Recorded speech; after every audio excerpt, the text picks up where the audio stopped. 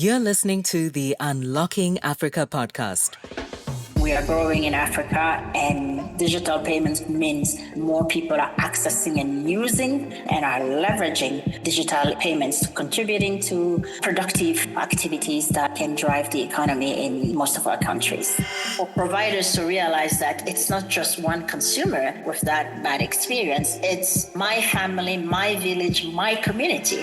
We need to provide the societal impact for all of us. We are tackling all the different gaps for an inclusive digital ecosystem that works for all Africans. Stay tuned as we bring you inspiring people who are unlocking Africa's economic potential. You're listening to the Unlocking Africa podcast with your host, Tessa Adamu.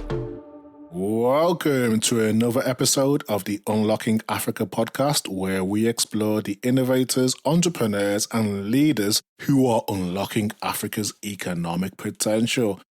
My guest today is Sabine Mensah, Deputy CEO of AfricaNenda Foundation and co-author of the 2025 State of Inclusive Instant Payment Systems Report.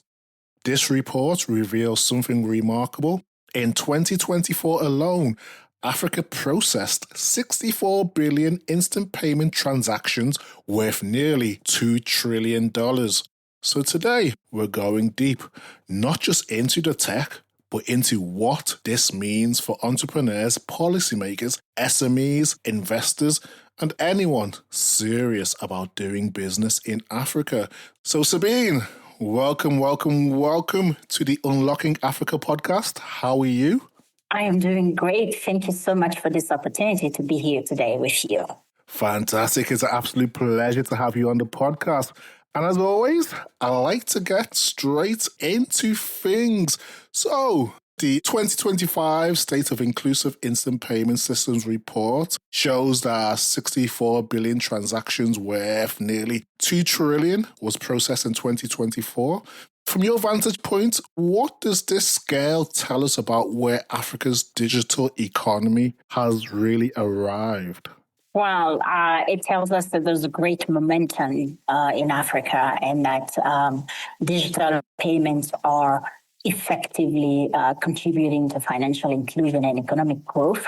And if you take these numbers and put them into context, in 2020, the digital transactions were 19 billion.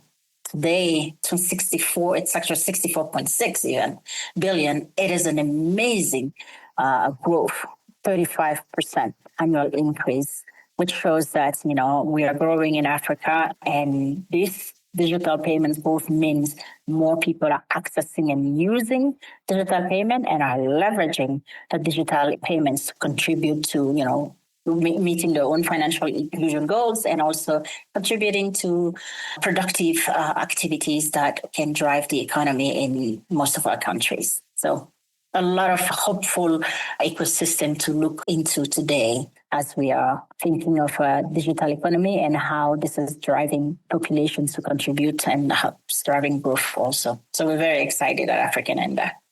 You noted the element of financial inclusion and the growth of around 35% annually in terms of increase of transactions. I know the report describes instant payments as becoming the backbone of Africa's digital economy. We've seen waves like this in the past, where people have talked about digital economy, instant payment, transactions. What makes this wave different from earlier fintech or mobile money revolutions? I think the fact that instant payment systems are optimizing what has been done in the past, optimizing the potential reach of mobile money, banking, fintech, and digitization. This is what makes it very exciting for us. Instant payment systems are enabling all-to-all interoperability. You have a mobile wallet, you have a bank account, you have a microfinance account. You just need one account and you can interact with the entire financial ecosystem. It's also enabling the usage of data, digital data, to help bring in more innovative solutions in terms of access to credit, access to insurance, and that optimizing that for millions of people around Africa. That is what the difference is. I mean, typically in a mobile money ecosystem, you have a company A, provider A has the mobile money. And if you have your account with them, you can transact with all the people who have an account with that provider A. Then if my mother has provider B mobile wallet or provider C mobile wallets, we cannot exchange money. I have to go and get a SIM card with provider B or C to be able to exchange money with her.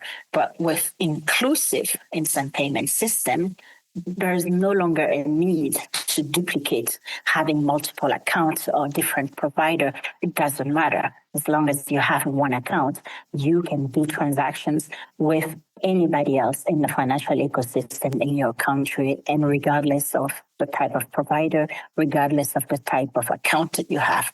So it's really optimizing the ability for all of us to use the digital economy for our own benefit and productively contribute to that digital transformation we're seeing in Africa.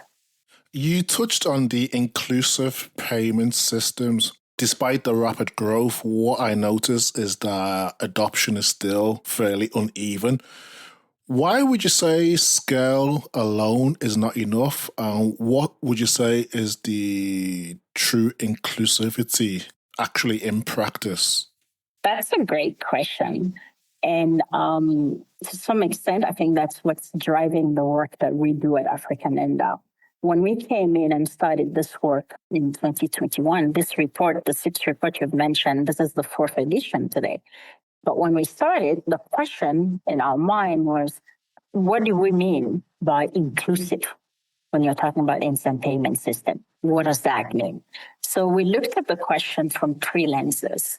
First, from a consumer lens. If I am working in the cash economy and we want to transition to digital, then the digital solutions that are provided have to do more than what I can do with cash. So that's where, for us, we went with the fact that, you know what, it's not binary. When you're saying, yes, it's inclusive or no, it's not inclusive, it's actually a spectrum. So it's an inclusivity spectrum, and we need to see where we stand when we're starting. At the most basic level, you're matching what you can do with cash. So what I can do with cash is I pay you or I pay for goods and services. So which is a person-to-person transaction and a person-to-business transaction.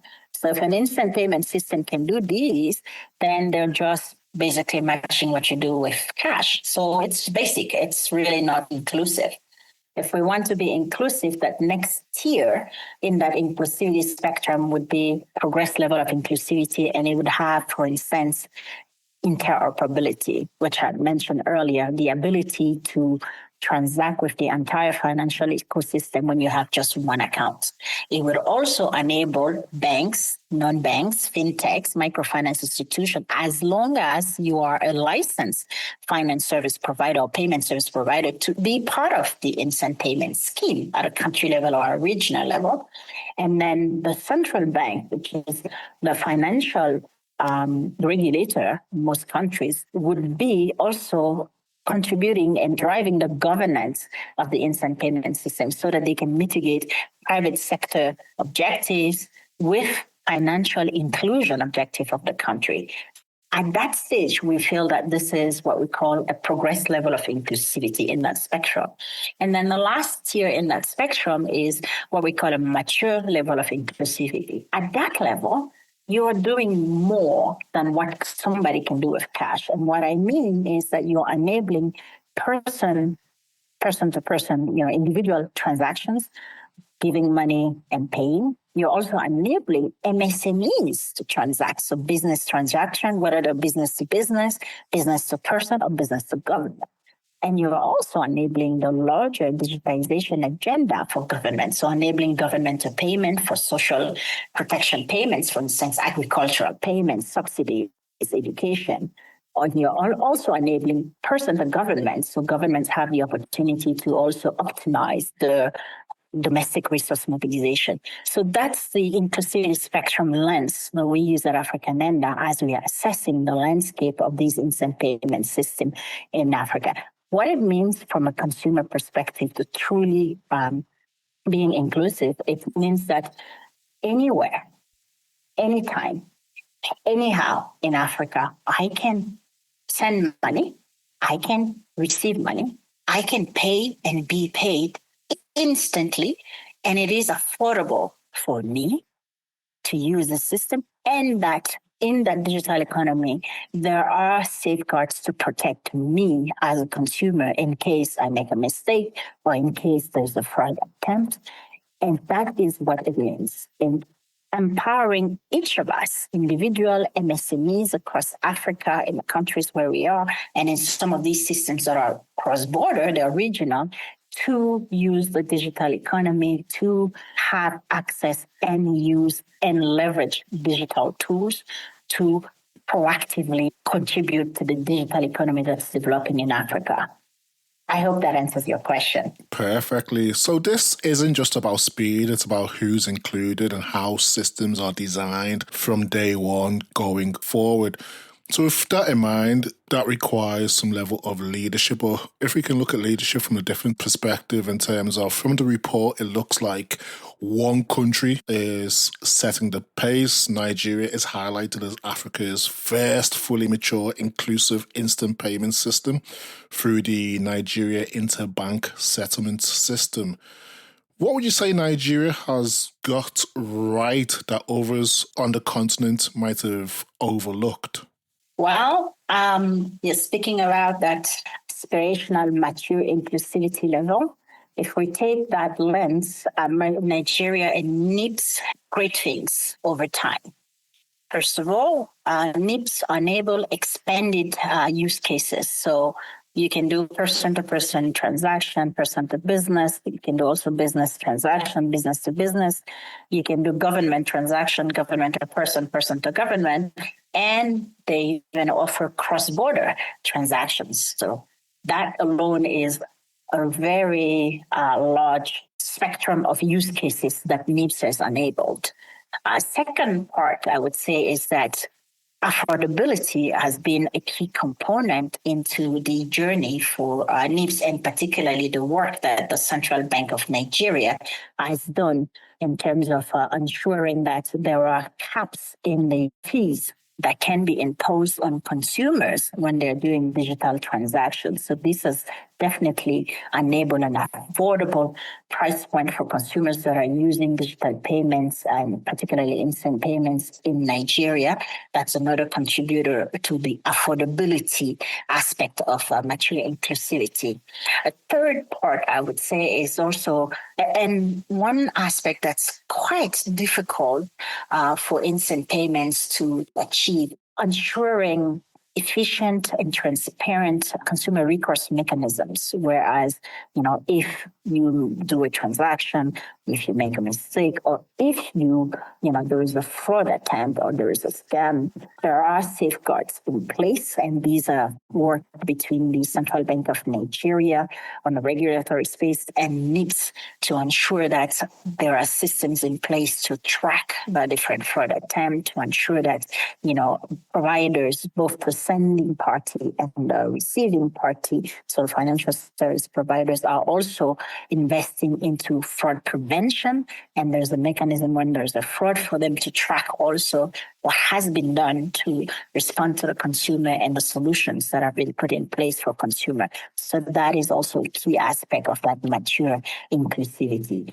So if you look at it from that perspective, over time, the consistent investment that NIBSS has made into not only the technical infrastructure, but working cohesively with the Central Bank of Nigeria to ensure that, yes, the infrastructure is solid, and yes, that all financial service providers and licensed payment service providers have access to the infrastructure. So bank to wallet to bank transactions are enabled, and you have a diversity of participants in the NIBSS infrastructure. It goes from banks to fintechs to microfinance institutions to payment service providers. So This is, in a nutshell, what Nigeria has done. And I want to stress that it is a long journey. It's a journey that has improved year over year. When we started the system, Nigeria was not at the mature level. Today, we are celebrating that NIBSS is at that mature level. And it is the first country in our mapping so far that has reached that mature level of inclusivity, and something to celebrate for all of us. I guess that mature level of interoperability has been achieved by NIBSS and the Central Bank of Nigeria working very closely together. So if you were advising another central bank today about cross-domain interoperability, what are some of the most important decisions you believe they must get right?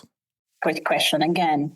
Let me maybe start by what the numbers are telling us. So we have 36 instant payment systems live in Africa today. 33 of them are country systems and 3 are regional systems.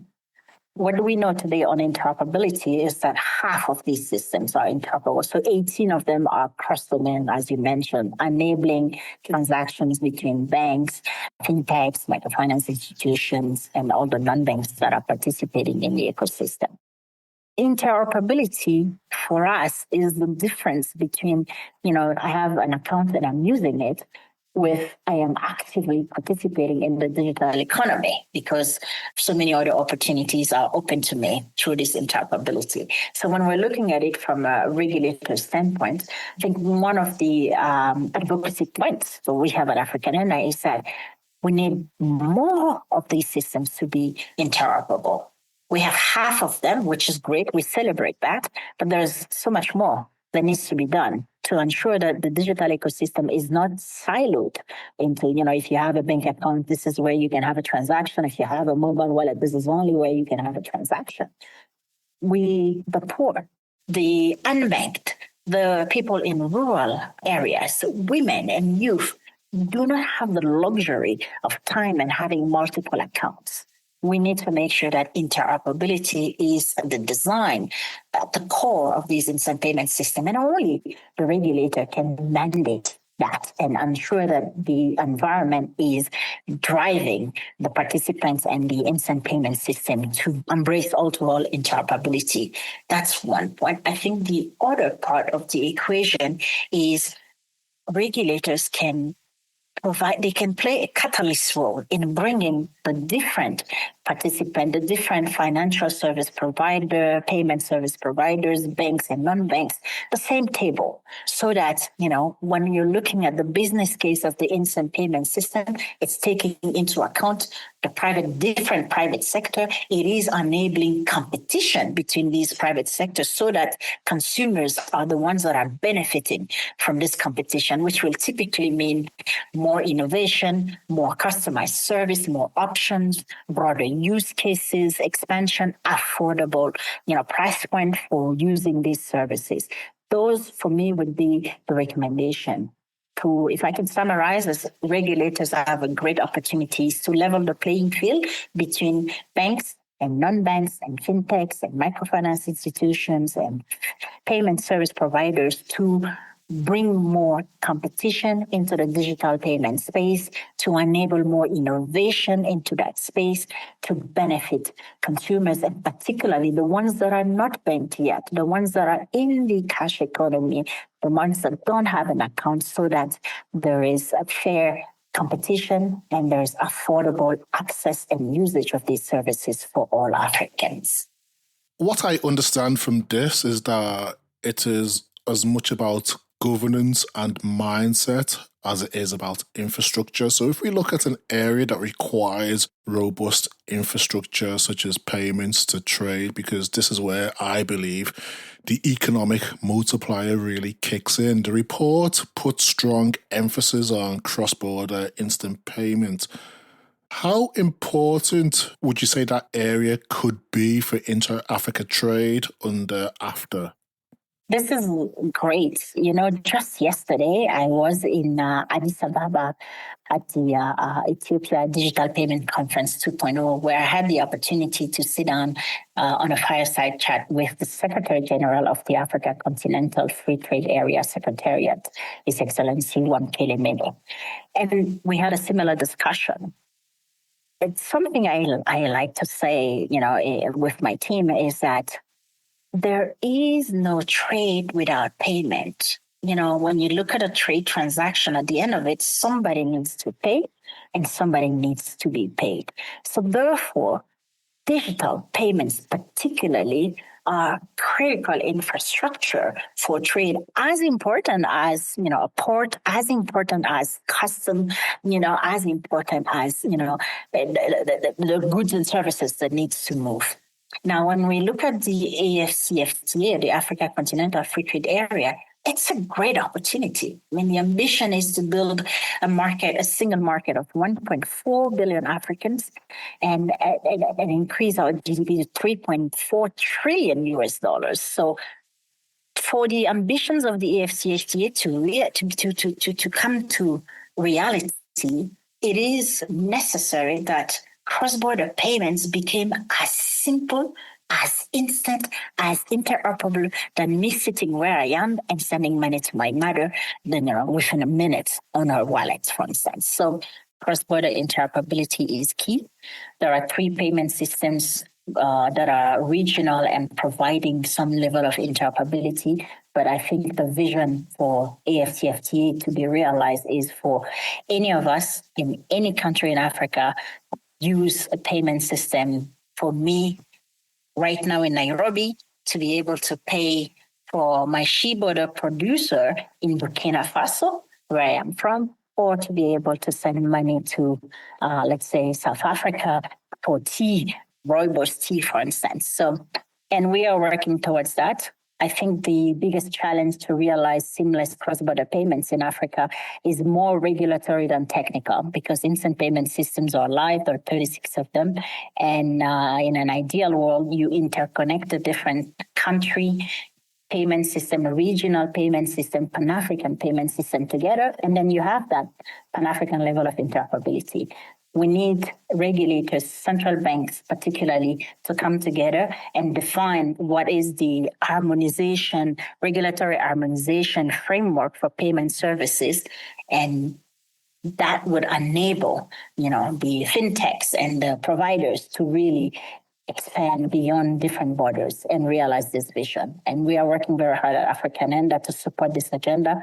And we hope to see one day a payment service directive for Africa that's going to provide that level of harmonization of regulation for payments. And of course, enable that seamless cross-border interoperability. I know we've discussed the great progress that has been made in the recent years, but one of the things that I still find quite concerning about cross-border payments, which isn't specific to trade, is that Africa still faces some of the highest remittance costs globally. How realistically can instant payment systems reduce that friction for families and businesses who are trying to remit money? That's a great question. And I think there are several opportunities. If we have these cross-domain instant payment system, these instant payment systems which bring both banks, fintechs, mobile wallets, microfinance institutions all into one system, then at each country level, you would have these instant payment systems. The competition that you would see between these different actors will typically drive the costs down because it's interoperable, it is open loop, and consumers now have the luxury to decide with whom they do business without being penalized by, having to open an account with everybody else. So that's one point where inclusive instant payment system provide a great opportunity to lower, make instant payment systems more affordable, but also make them more accessible because, it is open to all users to use, and it's available also across the different countries and region. Now, if we are able to get more interoperability at the country level, whereas all the financial service providers and payments service providers are already connected, lowering already that cost point. And then we are able to interconnect these different systems, then that would definitely lower the cost of remittances, because the difficulty that remittance service providers are facing is that going out in each market and interconnecting bilaterally with the mobile wallet providers, with the banks, with the other remittance providers that are out there. By having a country level or regional level instant payment system, you enable for the providers one interconnection that would open the door to any service providers that's in that market. And for us, consumer, it means more competition, lower fees. So this is what we are driving at AfricaNenda and saying that the time is now for our regulators to come together and provide an harmonized payment service regulation so that the remittance service providers, the fintechs that are out there in Africa, the mobile wallet providers can compete and expand services across all countries in Africa and enable me today within a minute to send money from Nairobi to Ouagadougou to Addis, where I was just yesterday, and so forth. Make a cross-border transaction as easy, as simple, and as affordable as a domestic transaction. And that's the vision for us, is how do we get there and how do we accelerate that pathway? Because the AfCFTA offers a great market, 1.4 million. For the millions of MSMEs that are doing cross-border trade, they need to have access to these simple, instant, interoperable payment systems so that that's not the worry. The worry is finding the right market to serve of the products they have. If we zoom in from the wider trade and cross-border structure and bring it to the street or community level where most African economies really operate, from the report, it highlights that merchant payment and SME adoption still lags behind person-to-person transfers. What's holding businesses back? That's a good question. I think for one thing is having access to the use cases that are relevant to businesses. So one side is the business ability to receive digital payments, which is the merchant payment use case that you've mentioned.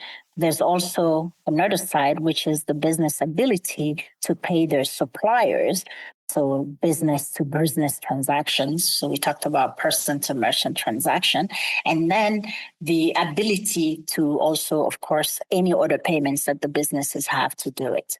When instant payment services started and when we started mapping in 2020, we've seen an evolution. In 2020, there weren't so many instant payments that had the merchant payment enabled. Today, it is the second highest use cases enabled in the ecosystem, which is great. So it means that there's more and more adoption of merchant payment in the instant payment system. I think there's more to be done in enabling the business-to-business payments in the instant payment schemes that we are seeing.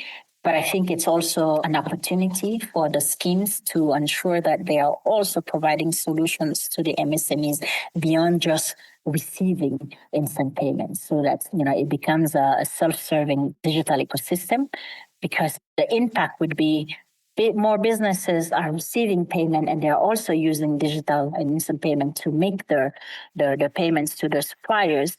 Then they can also provide now a digital trail of transactions that fintechs can leverage and put a credit scoring mechanism behind it and enable banks, microfinance institutions, and others to now provide more credit to the millions of MSMEs that are driving the job markets in Africa. So we are very optimistic at AfricaNenda that we will see more and more focus in driving business payment to enable the MSMEs. And also we hope that this increasing digital economy and digital transactions will provide more opportunities for access to credit for these MSMEs. For entrepreneurs listening to this podcast who might be apprehensive about adopting instant payments, What concrete advantages do instant payments unlock that you'd say traditional banking never could? So we have millions of MSMEs, micro, small and medium enterprises across Africa. Some have already banking a relationship, but not necessarily the majority of them. And for those who don't have a banking relationship, the challenge they face is when they start these relationships, they were typically told that, well, you don't have a credit history. So it's very difficult for us to help you with, let's say, a line of credit for your working capital needs, for instance, or help even finance your business. Now, with instant payment systems, it is an alternative, whereas you're also building a history, a transaction history, by looking at how you're using these instant payments, how people are paying your business. There is a way to estimate your credit worthiness based on the transactions you're doing an instant payment. And that is the beauty of it. Your customers are paying you. It's faster for you, by the way, because it's instant and you have access to that, liquidity right away. Of course, it is also more secure when you're looking at it versus cash, because cash, you have physical theft. While, it's an instant payment, even if there is a physical theft, your money is still secure on the digital realm, so you can always access it. So I think for me, for the MSMEs, I would encourage them to really look at using instant payments because of the upside opportunity that this brings, securing what they're receiving, their funds, and also enabling more access to credit, because with the history they have on instant payment, the digital trade, that can provide an alternative way to score their credit worthiness and open the door to access to credit, and also even access to insurance for that matter. I think this is where the payments stop being seen as fintechs and start becoming seen or viewed as a productivity tool. I know the report also goes deep into how people actually behave or consume digital payments or use digital payment platforms. What surprised you most about Africans and how we tend to use, adopt, abandon digital payments? So I would say let's start by where we drop on the usage. I think what we found in the report is that we live in an hybrid world where instant is there and cash is there. And people tend to balance from one to the other depending on the circumstances and where they are. So that means that it is important for the providers, the instant payment system, to ensure that they are enabling all channels and they are enabling also transactions possibility when we are in an offline world. So let's say the connection is not there. How do we make sure that, we're still able to enable transaction? Let's say we are in a very rural area and it's challenging. How do we ensure offline capability, for instance, to make sure that people who are using digital are not going back to cash because the network is not working or because they don't have a confirmation that the transaction they have sent didn't arrive. That's one area. As we see the evolution for instant payment, we're seeing providers are going towards smartphone type application apps. But we want to remind them that we live in an hybrid world. We need to make sure that people who don't have an app or where they are challenging in connectivity, there are also offline capability that USSD, the text, infrastructure under texting in just a basic phone is also enabled, and you can still do a transaction with that.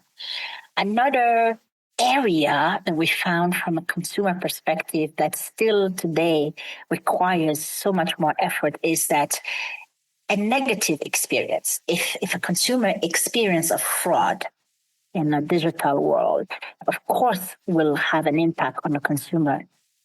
But the impact is actually going to go much further because negative messages, scamming experiences are also shared through our social networks. So for providers to realize that it's not just one consumer that is at risk here with that bad experience. It's, my family, my village, my community that will hear about it. So there's a lot to be done in combating those scams and making sure that we are investing in educating consumers in digital and financial literacy to make sure that consumers are aware of the different scams that are out there and they can identify them and safeguard themselves, but also making sure that the instant payment system provide a recourse mechanism that is there to protect them. And that's something that we see a lot of regulators, central banks in Africa focusing on moving. You touched on people in terms of user behavior, switching between digital and physical cash and the importance of trust and fraud prevention. I know the report also highlights the gender gaps in transaction values. So what would you say are some of the design or policy choices that can be made to close this divide? This is an area of my work that I'm even more passionate about because I think in most of our countries, women are the motor behind, the economies. And it is important that we enable gender inclusive digital payment ecosystem and more women have access to these services. I think there are several things that can happen. There's one that I'm advocating and AfricaNenda has been advocating with other organizations, by the way, is that regulators and central banks mandating sex disaggregated data collection. If we know today that, Bank A, there are so many users and so many men and so many women at the country level, if we have that information, then we can understand how big the gap is truly between men and women using financial services. And then with that evidence, we can now build, policy that encourage financial service providers to attack this gap with more gender-centric products and services. One of the challenges, for instance, for women, if we're looking at the digital space, is proximity. If there are agent networks around, the closer, the better for women to be able to interact with the instant payment. Better yet, if there are female agents, even better because they can help become ambassadors within the female communities that are around them. So mandating sex disaggregated data collection would be one way to better understand what gets measured can be improved. And the second part is incentivizing the payment service providers, financial service providers to really focus on gender-centric products and services so that it's incentivizing women to use this product and services. And I think the aspect of consumer protection and ensuring that these recourses mechanisms are there are even more so important to enable a safe digital ecosystem that women can thrive in. I think it's clear that design choices clearly shape who benefits and who gets left out. But if we step outside of Africa for a brief moment and look at some of the global examples like India, what would you say African countries could adopt from markets such as India and what they should potentially avoid replicating? That's a complex question. From the experience of India, I've learned and what we can say is that there's been an intentional investment into digital public infrastructure that has created a DPI stack that works for that country. At the beginning, attacking the identity space, ensuring through Aadhaar that all the population have access to a digital ID. And then building on that digital ID infrastructure, you have the payment infrastructure with UPI, the Unified Payment Interface, which is a true cross-domain instant payment system, which bring all the different payment service providers into one single platform and then that platform enable, consumers to have access to these different services. And then on top of that, they've also worked on the data layer of the DPI and ensuring that, as a consumer, I own my data and I elect to give it to a provider A, B, or C to be able to use it to provide the services that I need. So the DigiLocker piece of it, the consent layer of data exchange is also something that India has built well. And the beauty of it is that when the different building blocks of a digital public infrastructure are built inclusively, it becomes a very self-serving digital ecosystem. Through this work, India has enabled more women to have access to financial services. They have also enabled rural areas to be better served with digital payment and digital services beyond even payment. So what we can learn, I think, from my perspective, is that it is important to look at each country's context and really understand where our largest gaps are first. Second, I think it's important to, based on the context of the country, to bring the different stakeholders around the same table. So the stakeholders involved in digital ID, the ones involved in payments, so financial central bank, and then the ones involved in the data layer, which can be an agency in charge of data, and the agencies in charge of identification. All different stakeholders need to be at the same table when the strategy around the country's digital public infrastructure is being designed to ensure that, we take into consideration all the different layers of the ecosystem. And I think another lesson I would say is that Africa has many talents. We have the opportunity to leverage our talents in our country to design the digital public infrastructure we need to provide the societal impact for all of us, women, youth, rural versus, urban, and ensure that we are tackling all the different gaps for an inclusive digital ecosystem that works for all Africans. I believe this is where systems stop being transactional and start becoming a catalyst for change. So if we look closer in terms of change going forward and bring it back to Africa, looking ahead, say 2030, what does success look like for Africa's instant payment ecosystem? Wow. I think I am looking forward in the next 5 years to first ensuring that every country in Africa has access to an inclusive instant payment system for the population to use. And second, that we get to a space where as we are enable interconnection of these instant payment systems across Africa, regional, national instant payment system, Pan-African instant payment system to enable instant cross-border payment that's affordable for individual and for businesses and the millions of MSMEs that are trading across borders to use. That, for me, is, our aspiration at AfricaNenda.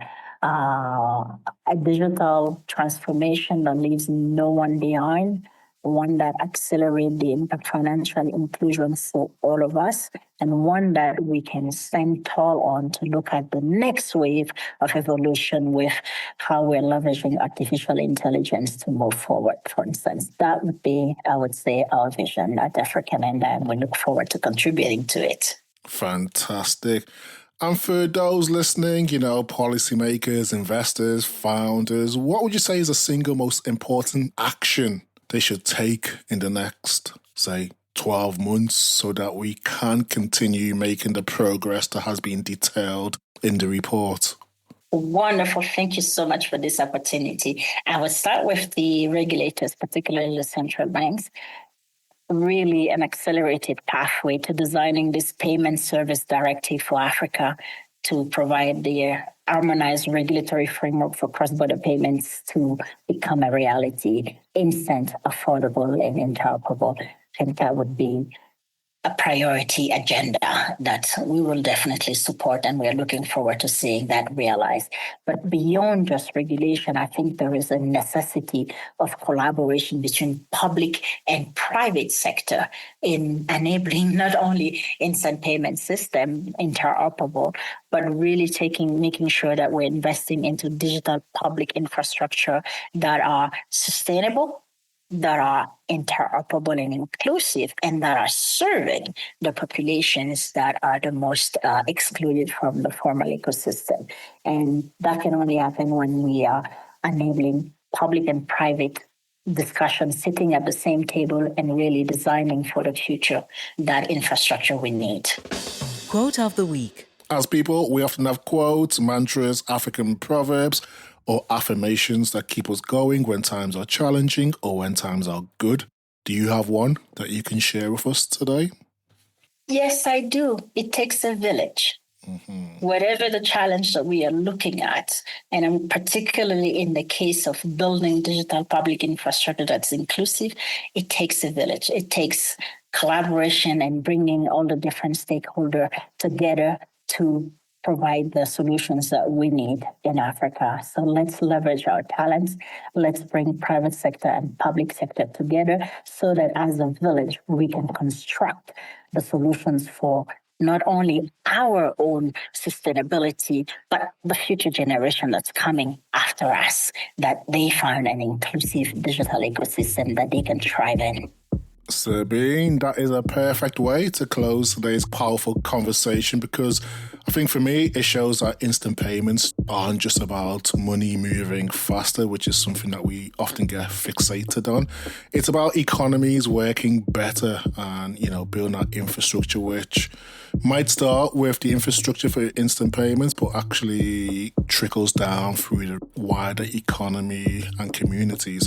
So thank you for joining us today. Thank you for taking time, and thank you for sharing your knowledge and experience. Thank you so much for this opportunity. Thank you to everyone who has listened and stayed tuned to the podcast. If you've enjoyed this episode, please subscribe, share, or tell a friend about it. You can also rate, review us in Apple Podcasts or wherever you download your podcast. Thank you, and see you next week for the Unlocking Africa podcast.